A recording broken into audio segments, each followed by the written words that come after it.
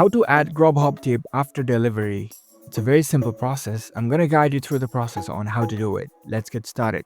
First of all, on your phone, launch the Grubhub app. After you are in the app, make sure that you are logged in with your account. Now, in order to add Grubhub tip after delivery, you can go to your orders page. Here in the bottom right corner, you can see the orders option. Tap on it. Now from this orders page, you can select your recent delivery, and if the option of add tip is available, you can tap on it. You can then choose the tip amount or enter the custom tip amount, and then after you can confirm it. If you want to tip while you are ordering the food, then when you are ordering food, after you select your preferred food, and when you are in this order page, at the bottom you can see your add a tip option.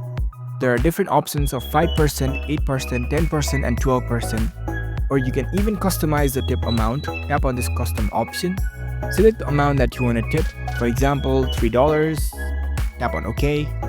Now this tip amount is added to your orders. But in order to add the Grubhub tip after delivery, you can follow the process that I mentioned before. You can go to your orders page. You can select your recent delivery where you want to add the tip. But you need to keep in mind that you typically have up to 24 hours after delivery in order to add a tip. Once you select the add tip option into your delivery, the tip will be charged into your card used for the orders. And also, some orders may not allow post-delivery tips after a certain time. In that case, you might not be able to provide the tip after the delivery. So that's it. That's how you can easily add a Grubhub tip after delivery. If you found this video helpful, don't forget to give this video a thumbs up and subscribe to our channel for more tech tips. Thank you for watching.